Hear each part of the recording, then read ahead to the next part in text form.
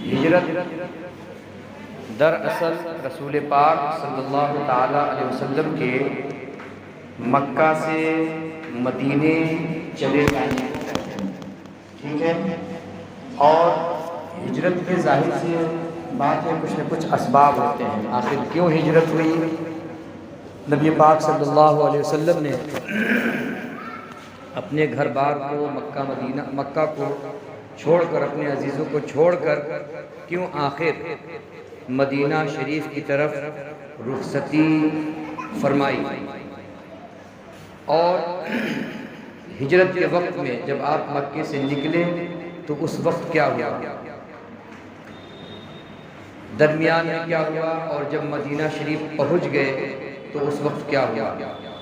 اسی کے ساتھ ساتھ خود نبی پاک صلی اللہ علیہ وسلم مکے سے کتنی چاہت رکھتے تھے اور مدینے سے کتنی وابستگی ان کی تھی، وہ بھی انشاءاللہ آج کی اس لیکچر میں یا آج کی اس بیان میں آپ کو بتایا جائے گا۔ بچوں توجہ سے سنو اور کوشش کرو کہ اس کو اپنے ذہن میں بساؤ۔ نبی پاک صلی اللہ علیہ وسلم کہاں پر پیدا ہوئے؟ مکہ شریف میں۔ مکہ شریف میں کتنے سال تک آپ تشریف رکھتے رہے؟ اور پھر اس کے بعد کہاں تشریف لے گئے؟ مدینہ شریف میں کتنے سال آپ رہے؟ اس طرح سے آپ کی ظاہری زندگی کتنی ہو گئی؟ ٹھیک ہے، اب سوچو ایک شخص ہے جس نے تقریباً 50، 52، 53 سال کا عرصہ ایک علاقے میں گزارا، اور پھر حالت یہ ہو گئی کہ اس علاقے کے لوگ اس شخص کو اس علاقے میں رہنے نہیں دے رہے ہیں، طرح طرح کی تکلیفیں، طرح طرح کی مشقتیں، طرح طرح کی مصیبتوں میں مبتلا کر رہے ہیں۔ تو ظاہر ہے 53 سال یعنی آدمی بڑھاپے کی طرف قدم بڑھا چکا ہوتا ہے، ایسے میں اس سے اس کے گھر بار کو چھڑوا دینا، بال بچوں سے جدا کر دینا بہت دشوار کام ہوتا ہے، لیکن اس کے باوجود بھی نبی پاک صلی اللہ علیہ وسلم مکے سے مدینے کی طرف ہجرت کے لیے نکل چکے۔ ظاہر ہے ہجرت کرنے کا کوئی نہ کچھ سبب تو ہوگا، کوئی نہ کوئی وجہ تو ہے جس کی وجہ سے رسول پاک صلی اللہ علیہ وسلم مکہ چھوڑ کر مدینہ جا رہے ہیں۔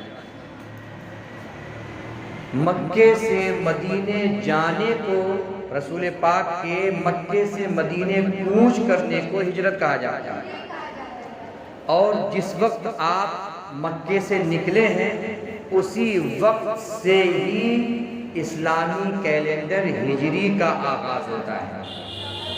اس سے پہلے کیلنڈر، اسلامی کیلنڈر نہیں تھا۔ تو اب ہمیں یہ غور کرنا ہے کہ آخر وہ کیا سبب تھا جس کی وجہ سے رسول پاک مکہ چھوڑ کر مدینہ شریف تشریف لے گئے۔ سب سے بڑی وجہ تو یہ تھی کہ جیسے ہی 40 سال کی عمر رسول پاک صلی اللہ علیہ وسلم کی ہوئی، کتنے سال؟ 40 سال کی عمر ہوئی تو اللہ تبارک و تعالیٰ کی طرف سے حکم ہوا وَأَنذِرْ عَشِيرَتَكَ الْأَقْرَبِينَ، محبوب آپ اپنے خاندان کے لوگوں کو اسلام کی تعلیمات دیں اور ان کو ڈرائیں اور یہ بتائیں کہ اللہ ایک ہے اور اس کے علاوہ کوئی بھی خالق، کوئی بھی مالک، کوئی بھی صنم، کوئی بھی معبود نہیں ہے، صرف اور صرف اللہ ہی کی ذات ہے جو خالق، مالک، رازق ہے، اس کے علاوہ کوئی بھی خالق، مالک، معبود نہیں ہے۔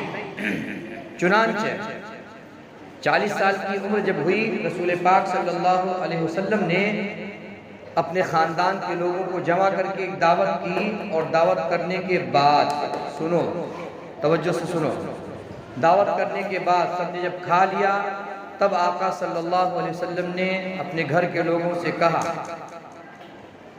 اے لوگوں، خاندان کے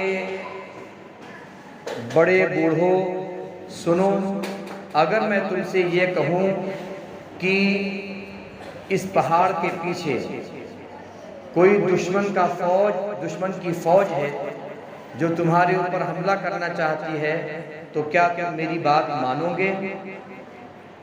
لوگوں نے کہا، گھر کے لوگوں نے کہا، ہاں اے محمد، ہم نے آپ سے ہمیشہ سچی بات سنی ہے، اگر آپ کہیں گے تو ہم آپ کی بات مانیں گے۔ چنانچہ رسول پاک صلی اللہ علیہ وسلم نے ارشاد فرمایا، میں اس سے بھی بڑھ کر سچی بات تمہیں بتانے جا رہا ہوں، سنو اور اس پر غور کرو۔ چنانچہ رسول پاک صلی اللہ علیہ وسلم نے ارشاد فرمایا، اے میرے گھر کے لوگوں، میرے بھائیوں، میرے عزیزوں، میرے چاچاؤ، اللہ رب العزت نے مجھے نبی بنایا ہے۔ کیا بنایا ہے؟ یہاں پر یہ بھی کلیئر ہو جائے کہ جو نبی ہوتا ہے نا، وہ پیدائش سے پہلے ہی نبی ہوتا ہے۔ نبی اس کو بنا دیا گیا ہے پہلے ہی، اس کے بعد دنیا میں بھیجا جاتا ہے۔ تو یہ نہ کہا جائے کہ میرے نبی کو 40 سال کے بعد نبوت ملی، بلکہ یہ سمجھنا چاہیے کہ 40 سال کے بعد آپ نے اپنی نبوت کا اعلان فرمایا۔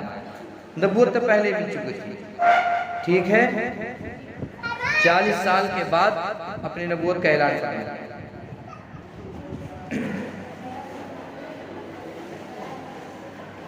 خیر، جیسے ہی اعلان کیا، آپ کے گھر کے لوگ بھی دشمن ہو گئے۔ ابو لہب نے کہا، اَلِسَائِرِ هَذَا الْيَوْمِ جَمَعْتَنَا یا محمد، اے محمد، کیا تم نے پورے دن بھر ہمیں اسی لیے جمع کر کے رکھا تھا تاکہ تم یہ کہو کہ تم نبی ہو؟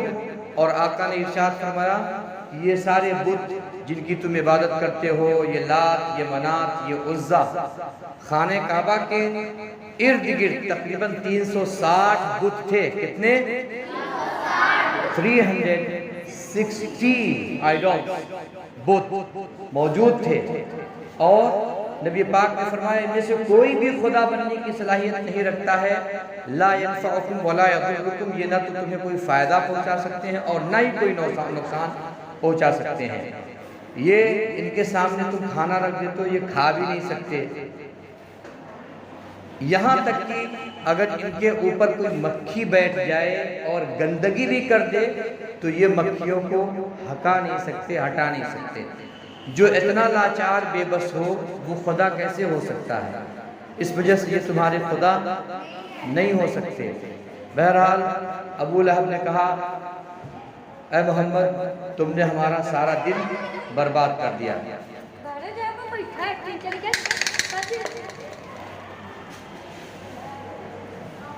اللہ رب العزت نے اپنے نبی کی طرف سے جواب دیتے ہوئے ابو لہب کے خلاف آیت اتاری اور ارشاد ہوا، تبت یدا ابی لہب وتب۔ سوچو، اول فول کون بکا تھا؟ ابو لہب نے۔ کس کو بکا تھا؟ ہمارے نبی کو۔ اور جواب کون دے رہا ہے؟ ہمارا رب دے رہا ہے۔ اس کا مطلب یہ ہے کہ ہمارے رب کو اپنے محبوب کی شان میں ذرہ برابر بھی اول فول سننا پسند نہیں ہے، اور فرما دیا رب نے، محبوب آپ کو کہنے کی بھی ضرورت نہیں ہے، آپ جواب مت دیں، آپ جواب دیں گے تو یہ انسان کا جواب ہوگا، اور میں اگر جواب دوں گا، اللہ تبارک و تعالیٰ فرماتا ہے اگر میں جواب دوں گا تو یہ انسانوں کے خالق مالک رحمان کا جواب ہوگا۔ آپ جواب دیں گے تو وہ حدیث بنے گی، اور میں جواب دوں گا تو وہ قرآن بن جائے گا۔ اور اس دن سے آج تک قرآن مقدس میں یہ سورۃ اللہب، تبت یدا ابی لہب قرآن مقدس میں موجود ہے۔ بہرحال نبی پاک صلی اللہ علیہ وسلم نے ارشاد فرمایا کہ یہ تمہارے جھوٹے ہیں، یہ خدا بننے کی صلاحیت نہیں رکھتے ہیں۔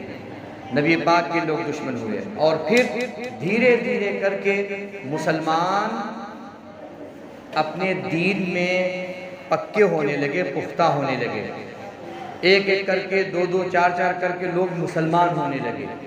جب مسلمان ہونے لگے تو کفار کو اس بات کی حسرت اور اس بات پر افسوس ہوا کہ ہمارے لوگوں میں سے لوگ نکل نکل کے مسلمان ہو جا رہے ہیں۔ نبی پاک صلی اللہ علیہ وسلم نے سب سے پہلے حضرت ابو بکر صدیق کو بتایا کہ دیکھو یہ دین سچا ہے، میں نبی ہوں، اللہ نے مجھے قرآن دیا ہے، اللہ نے مجھے رسول بنایا ہے۔ لوگوں نے شش و پنج کیا، لوگوں نے کشمکش کا اظہار کیا، لیکن جیسے ہی میرے نبی نے حضرت ابوبکر صدیق کو بتایا، حضرت ابوبکر صدیق نے سنا اور فوری طور پر آپ نے کہا کہ میں آپ پر ایمان لے آتا ہوں، اور کلمہ پڑھ کر لا الہ الا اللہ محمد رسول اللہ اسلام لے آئے، ایمان لے آئے، اسلام کے دامن سے وابستہ ہو گئے۔ اور اسی طرح سے بہت سارے لوگ مسلمان ہو گئے۔ امیہ ابن خلف، کیا میں نے نام لیا ابھی؟ امیہ ابن خلف ایک بندہ تھا جس کی غلامی میں حضرت بلال حبشی تھے۔ کون تھے؟ بلال حبشی بھی مسلمان ہو گئے تھے۔ مسلمان جب ہوئے تو امیہ ابن خلف ان کو بہت مارتا تھا، بہت پیٹتا تھا،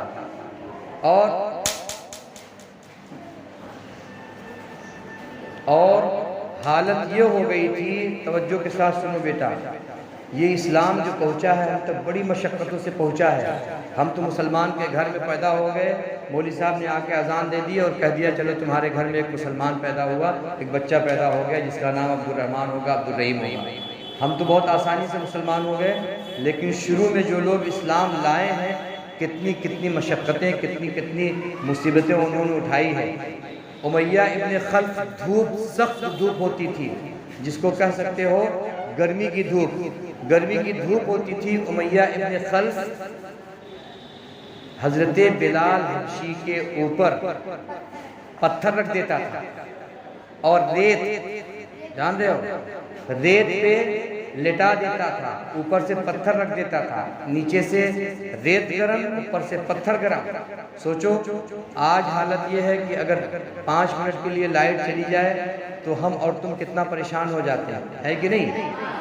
لیکن وہاں عالم یہ تھا کہ پورا دن بھر حضرت بلال رضی اللہ تعالیٰ عنہ کو اسی ریت پر لٹائے رکھتا تھا، اور تو اور کبھی کبھی نیچے سے لکڑی جلا کے اس کے کوئلے جو جلتے ہوئے انگارے ہوتے تھے وہ نیچے رکھ دیتا تھا، اور اسی پر ان کو لٹا دیتا تھا پیٹھ کے بل۔ ایسی حالت ہو جاتی تھی کہ پیٹھ سے خون نکل کے، خون جب رستا رہتا تھا تب جا کر وہ آگ دھیرے دھیرے کر کے بجھ جاتی تھی۔ سوچو کتنی مشقت سے ہم تک اسلام پہنچا ہے۔ ہم اور تم صرف یہ سوچے بیٹھے ہیں کہ مسلمان ہیں، اور کوئی کیسے بھی کر کے اسلام سے پھر کے کافر ہو جاتا ہے، یا ہندو ہو جاتا ہے، یا کرسچن ہو جاتا ہے۔ مسلمان جو ہو جاتا ہے اور پھر وہی صحیح معنوں میں اگر اسلام کا اس نے لطف پا لیا تو پھر وہ اپنی جان کو دے سکتا ہے، لیکن کبھی مسلمان ہونے سے ہٹ نہیں سکتا۔ یہ حضرت بلال تھے۔ اسی طرح سے اور میں تمہیں بات بتاؤں، ایک تھے صحابی جن کا نام تھا حضرت یاسر، یہ بھی صحابی تھے۔ ان کو بھی ریت پر دونوں ہاتھ کو رسی سے باندھ دیا جاتا تھا، اور اس کے بعد پھر ان کو بھی ریت پر گھسیٹا جاتا تھا۔ ایک طرف رسی ہوتی تھی، دوسری طرف گھوڑے کے پیر میں یا گھوڑے پر بیٹھا ہوا آدمی ہوتا تھا، وہ گھسیٹتا تھا۔ سوچو ریت پر گھسیٹا جائے تو کتنی تکلیف ہوگی۔ اور وہ کافر کہا کرتے تھے کہ اب بھی مسلمان ہونے سے ہٹ جاؤ، اب بھی اسلام چھوڑ دو تو ہم تمہیں معاف کر دیں گے، تمہیں چھوڑ دیں گے۔ لیکن حضرت یاسر کہتے تھے نہ، مسلمان ہو گیا تو ہو گیا، اب جان جاتی ہے تو جائے، لیکن اب اسلام نہیں چھوٹے گا۔ ٹھیک ہے؟ اسی طرح سے ایک خاتون تھی، ایک عورت تھی جن کا نام تھا حضرت سمیہ. کیا نام تھا؟ سمیہ. سوچو ان کی حالت یہ تھی کہ ابو جہل نے ان کے پیٹ پہ چاقو مارا. چاقو مار کے چاقو کو کھینچ لیا اور پیٹ سے نیچے تک پورا کھینچ کے پیٹ کو پھاڑ ڈالا. کہتا رہا کہ چھوڑ اسلام چھوڑ، لیکن سمیہ کی جان چلی گئی. لیکن انہوں نے یہی کہا کہ ہم نے جب کلمہ پڑھ لیا تو پڑھ لیا، جان چلی جائے، لیکن اب اسلام سے نہیں ہٹیں گے، مسلمان سے باز نہیں آئیں گے، مسلمان ہی رہیں گے. سوچو اتنی ساری مشقتیں، اتنی ساری پریشانیاں ان لوگوں نے جھیلی، صحابہ کرام نے جھیلی. جب یہ پریشانیوں کا دور شروع ہوا اور ہر طرف جہاں بھی دیکھو مسلمانوں کو مارا جا رہا ہے، مسلمانوں کو کاٹا جا رہا ہے. ایک صحابی تھے حضرت خبیب رضی اللہ تعالیٰ عنہ. کیا نام بتایا؟ حضرت خبیب. ان کو گرفتار کر لیا گیا اور گرفتار کرنے کے بعد یہ کہا گیا اے بیٹا بدماشی نہیں. گرفتار کر لیا گیا اور گرفتار کرنے کے بعد ان کو سولی پر چڑھائے جانے کے لیے تیار کیا گیا اور کہا گیا، کافروں نے کہا، سنو توجہ سے سن رہے ہو نا، اگلے ہفتے ہم پوچھیں گے بیٹا. ہاں، حضرت خبیب سے یہ کہا گیا کہ اگر اب بھی آپ اسلام چھوڑ دیں ہم آپ کو معاف کر دیں گے. اور یہ کہا کہ اگر آپ محمد صلی اللہ علیہ وسلم کو گالی دے دیں، ایک بار گالی دے دیں تو ہم تم کو چھوڑ بھی دیں گے، بلکہ اوپر سے کچھ نہ کچھ معاوضہ مال کی صورت میں، کچھ نہ کچھ جائیداد کی صورت میں تمہیں دیں گے، تم ایک بار گالی دے دو. حضرت خبیب کا جواب جانتے ہو کیا تھا؟ حضرت خبیب نے کہا اجی گالی دینا تو بہت دور کی بات ہے، ہم نبی کو گالی دے دیں ایسا تو ہو ہی نہیں سکتا.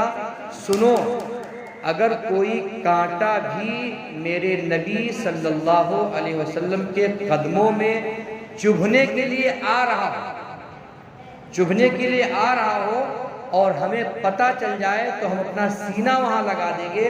ہمارے سینے میں جو دل ہے ہم چاہیں گے کہ وہ کانٹا ہمارے دل میں لگ جائے، دل میں چبھ جائے اور وہ کانٹا ہمارے آقا کے قدموں میں نہ چبھے.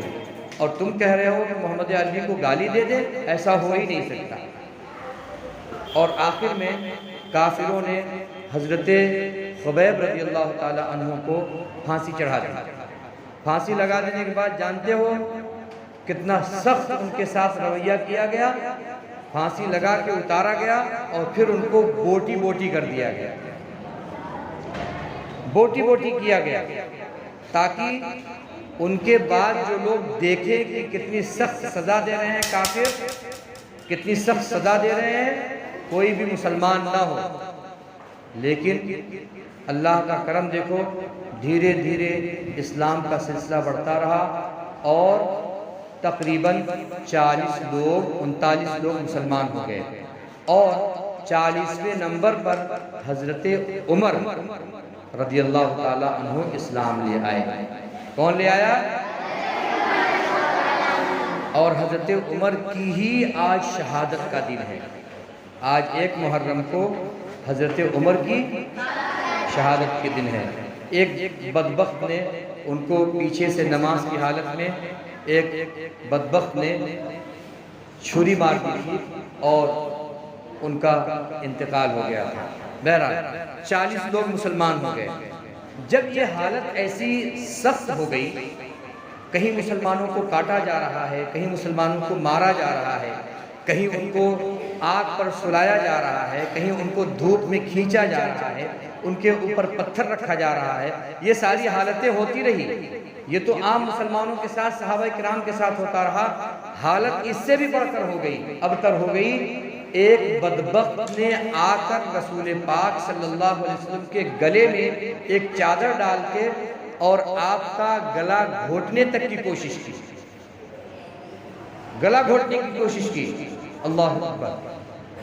اور یہیں تک نہیں بلکہ رسول پاک صلی اللہ علیہ وسلم نماز پڑھ رہے تھے، عین حالت نماز میں خانہ کعبہ کے گرد میں نماز پڑھ رہے تھے، اس طرف کافروں کا گروہ ابو جہل، ابو لہب اور عتبہ، شیبہ اور جانے کون کون لوگ بیٹھے ہوئے تھے۔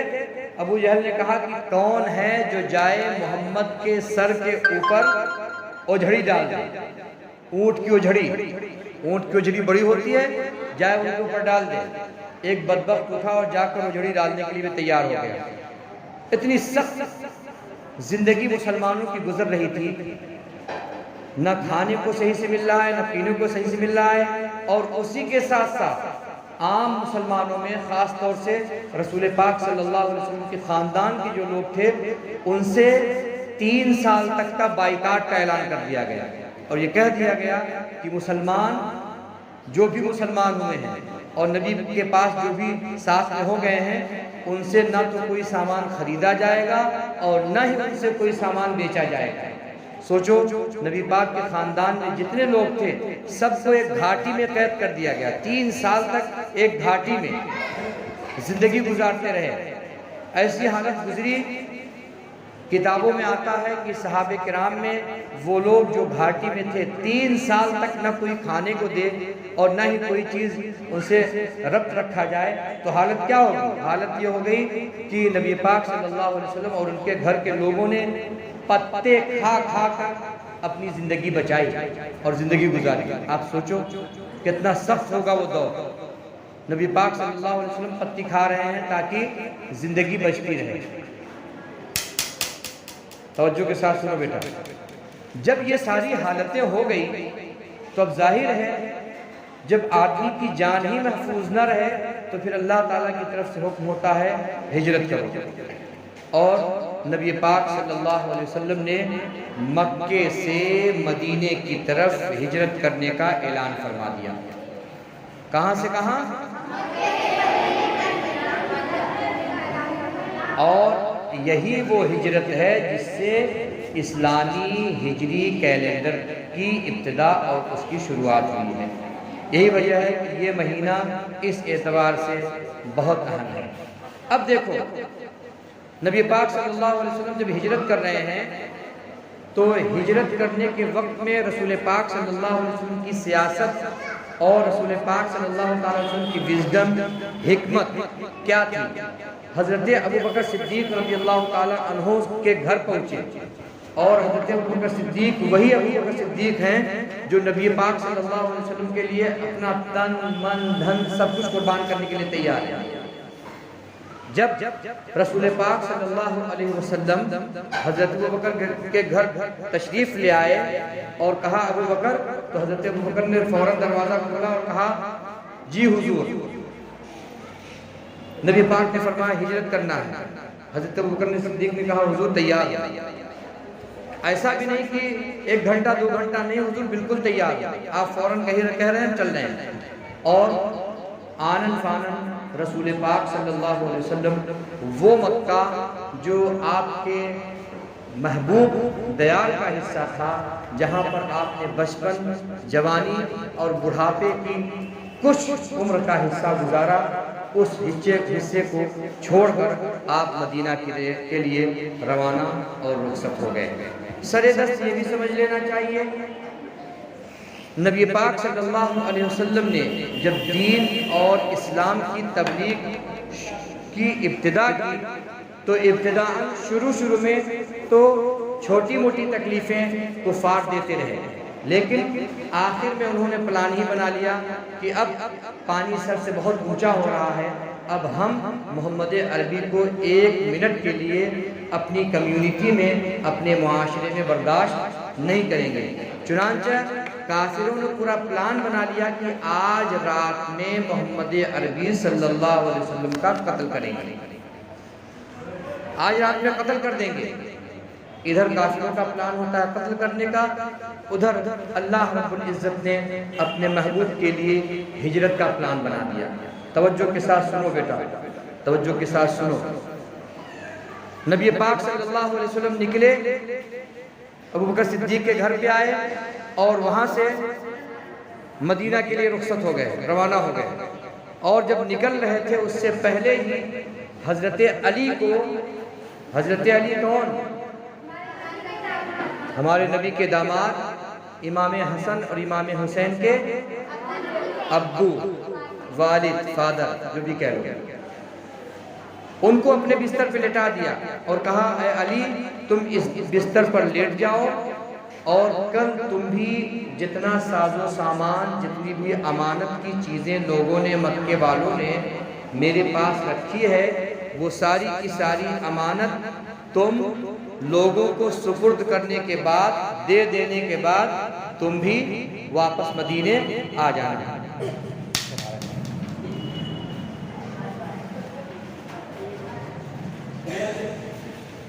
اور ہوا یہی، نبی پاک صلی اللہ علیہ وسلم نے جیسا حضرت علی سے کہا تھا، حضرت علی نے ویسا ہی کیا۔ رسول پاک کا کپڑا پہنا، رسول پاک کے بستر پر لیٹ کر رسول پاک صلی اللہ علیہ وسلم کی چادر کو آپ نے اوڑھ لیا۔